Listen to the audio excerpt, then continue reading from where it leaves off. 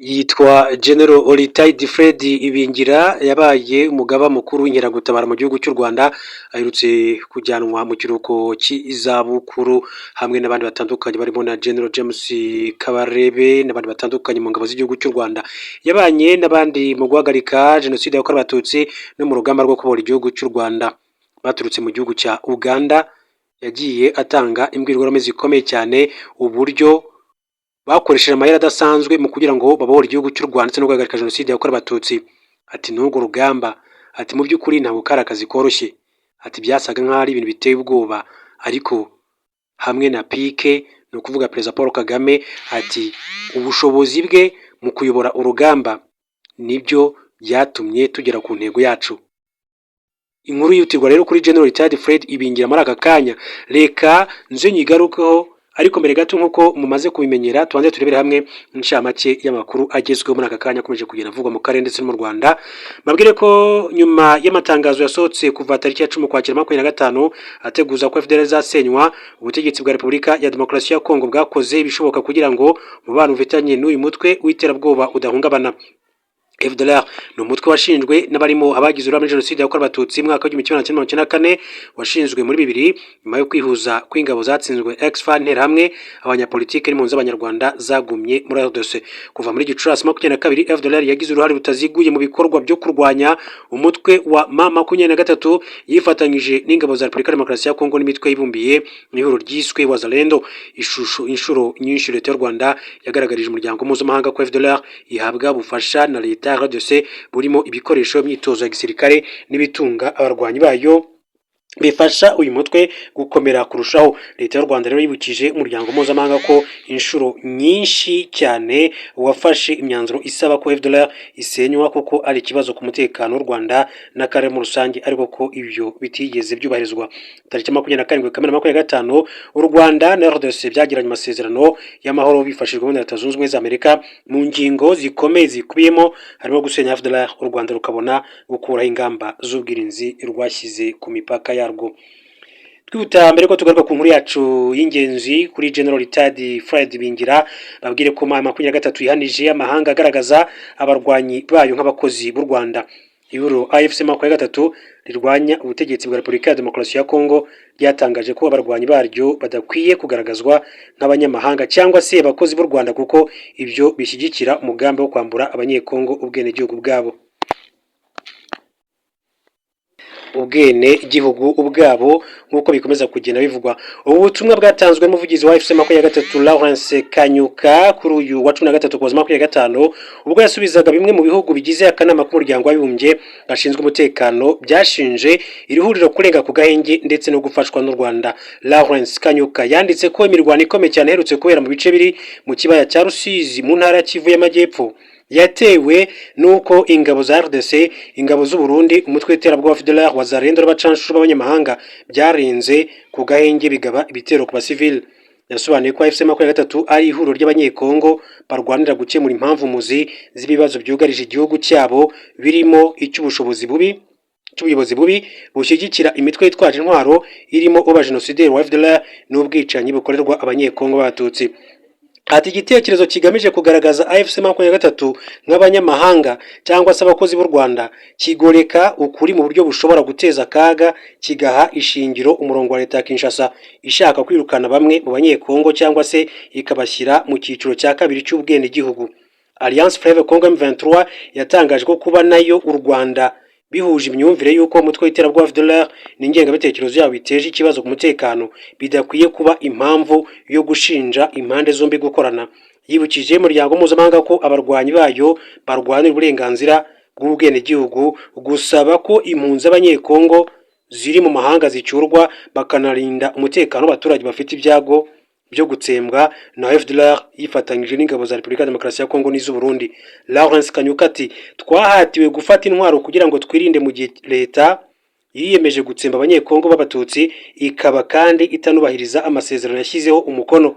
Kuva twatangira ibiganiro bya Doha, indege z'intambara za leta ya Kinshasa zirimo drone zatugabyeho ibitero simusiga byinshi ku rugamba no mu bice twabohoye. bitera impfu nyinshi z'inzirakarengane. N'amagambo rero ya Lawrence Kanyuka, umuvugizi wa mama 23 mu bya politike. Hanyuma tugaruka ku nkuru yacu, iyi ni inkuru yagarutsweho cyane mu bitangazamakuru tariki 28 z'ukwezi kwa 2021, yanditswe cy'imakuru ya Kadomo.com. banditse inkuru ayo mutwe ugira uti General Fred Ibingira na Lieutenant General Muhire bataye muri yombi. General Fred Ibingira na Lieutenant General Retired Charles Muhire ati muri uku kwezi bafungiye muri gereza ya gisirikare mu bihe bitandukanye bakurikiranyweho kurenga ku mabwiriza yo kwirinda icyorezo cya COVID-19. The New Times yatangaje ko General Fred Ibingira wari usanzwe ari umugaba mukuru w'inkeragutabara na Lieutenant General Retired Charles Muhire wigeze kuba umugaba mukuru w'ingabo zirwanira mu kirere ariko akaza gusezerwa mu ngabo muri 2014. ati bombi bafunzwe. Amakuru yavugaga ko General Fred Ibingira yataye muri yombi tariki ya 7 Mata nyuma yaho bigaragariye ko yakoresheje umuhango wo gusaba mu ntara y'Amajyepfo mu karere ka Huye mu murenge wa Ngoma iminsi 3 mbere y'uko afatwa. Gusaba no kwiyakira muri iki gihe birabujijwe nk'imwe mu ngamba zo kwirinda ikwirakwira ry'icyorezo cya COVID-19.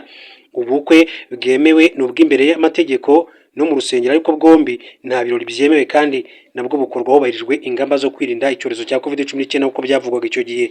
Bivugwa ko Lieutenant General Muhire yataye muri yombi tariki 24 Mata ahitwa Pegasus Resort Inn Kwirebero mu karere ka Kicukiro, aho byavugaga ko we n'abandi bagera kuri 33 bari kunywera inzoga barenze ku mabwiriza yo kwirinda icyorezo cya COVID-19 icyo gihe. Bombi bataye muri yombi mu bihe bitandukanye nyuma y'uko habonetse amakuru ntakuka y'uko bagize uruhare mu kurenga ku mabwiriza yo kwirinda icyorezo cya COVID-19. Kwa kabiri w'iki cyumweru tariki ya 27 Mata, icyo gihe umuvugizi w'ingabo z'u Rwanda Lieutenant Colonel Ronald Rwivanga ataragirwa Brigade General yemeye ko aba bagabo bafunzwe. Ati ni ukuri ko aba generali bombi bataye muri yombi ku bikorwa bifitanye isano n'imyitwarire mibi.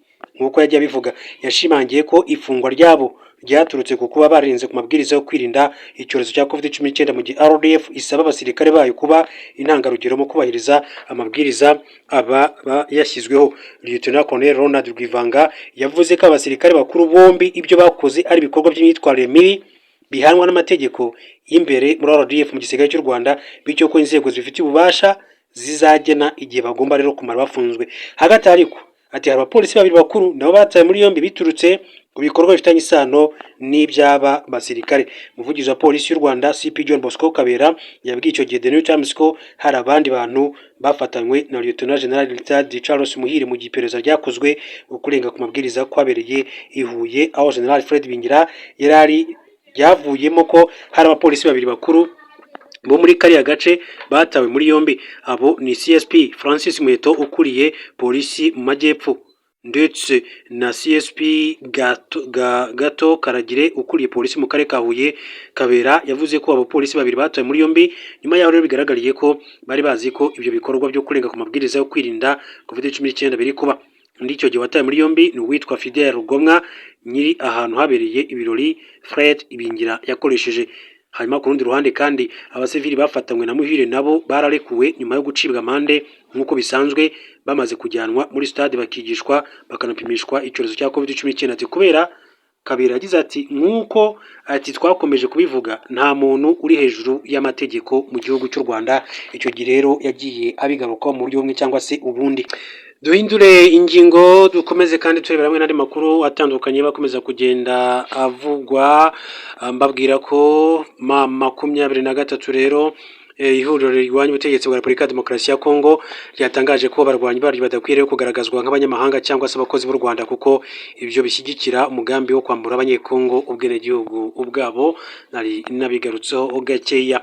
Hanyuma kandi mu yandi makuru akomeza kugenda avugwa, reka mbabwire ko u Rwanda rwanenze amahanga atitaye ku mutekano warwo ndetse n'abanyamurenge. Ambasaderi w'u Rwanda mu muryango w'abibumbye Martin Ngoga yanenze umuryango mpuzamahanga utitaye ku mpungenge z'umutekano uruterwa n'umutwe w'iterabwoba FDLR n'ubwicanyi bukomeje gukorerwa abanyamurenge mu gice cya Minembwe. Yatanze ubutumwa kuri wa 12 Ukuboza 2025 ubwo ibihugu bigize akanama karoni gashinzwe umutekano baganiraga ku mirwano imaze iminsi yanganishije Alliance Fleuve Congo M23 n'ihoro ry'ingabo za Repubulika ya Demokarasi ya Kongo mu bice biri mu makibaya cya Rusizi mu ntara Kivu Amajyepfo. Ambasaderi Martin Ngoga yatangaje ko iyi mirwano yatewe no kurenga ku gahenge kw'ingabo za RDC n'iz'u Burundi imitwe y'abazarendo, umutwe w'iterabwoba wa FDLR n'abacanshuro kandi na mbere hose leta ya RDC yarigambye ko izakarengaho bitandukanye n'ibyo yemereye mu biganiro by'amahoro vya Doha muri Qatar. Yasobanuye ko birenze ibi kuva muri 2017 ingabo za RDC n'imitwe yitwaje intwaro ya Mayimayi bigaba ibitero ku banyamurenge batuye muri Minembwe kugeza ubu kandi bikaba bimaze gusenya 85% by'imidugudu yabo. Ambassadeur Martin Ngoga yagaragaje ko ingabo z'u Burundi iza Repubulika ya Demokarasi ya Kongo na Mayimayi bimaze igihe kinini cyane bifunze inzira zose abanyamurenge banyuragamo bajya ku masoko bigamije kubicisha inzara. Nk'uko yakomeje abivuga ati ibitero by'indege na drone z'intambara ati ku midugudu y'abanyamurenge n'inkambi bahungiyemo mu bice birimo Mikenke byakajije umurego muri uyu mwaka, ariko ko umuryango mpuzamahanga ntacyo wabikozeho kandi warabimenyeshejwe. Ati hagati y'ukwezi kwa gatatu n'ukwezi kwa 12 uyu mwaka ahantu hagabwe ibitero 15 by'indege ati nta muntu uri kubivuga. Undi munsi ati nzishimira ko twazabwirwa ko ibi bitabaye. Ati nge na bamwe mu bagize aka kanama ku giti cyabo twagaragaje iki kibazo, twabigaragarije muri iki cyumba ati nta kigeze gikorwa. Asa rero nuninura Ambassadeur Martin Ngoga yabajije agira ati mureke mbaze ikibazo, ese akanama gashinzwe umutekano nikigeze kamenya iki kibazo cyangwa se kasanze kitakareba? Ku kibazo cyo muri Kivu y'Amajyepfo ati dukwiye kwibaza uko byari bimeze mbere y'imirwano iheruka. Ambassadeur Martin Ngoga yavuze ko u Rwanda rushyigikiye ko ubusugire n'ubwigenge bw'ibihugu bwubahirizwa, ariko ko umuryango mpuzamahanga ukwiye kumenya ko umuryango wa FDLR umutwe wa FDLR ufashwa na leta ya RDC ubangamiye ubusugire bw'igihugu cy'u Rwanda. Yasobanuye ko ibyo kuba FDLR ifashwa na leta ya RDC bidashidikanywaho kuko ari ibimenyetso bitavuguruzwa, ndetse kandi imyanzuro myinshi cyane y'akamana ka Loni gashinzwe umutekano isaba ko uyu mutwe w'iterabwoba wasenywa.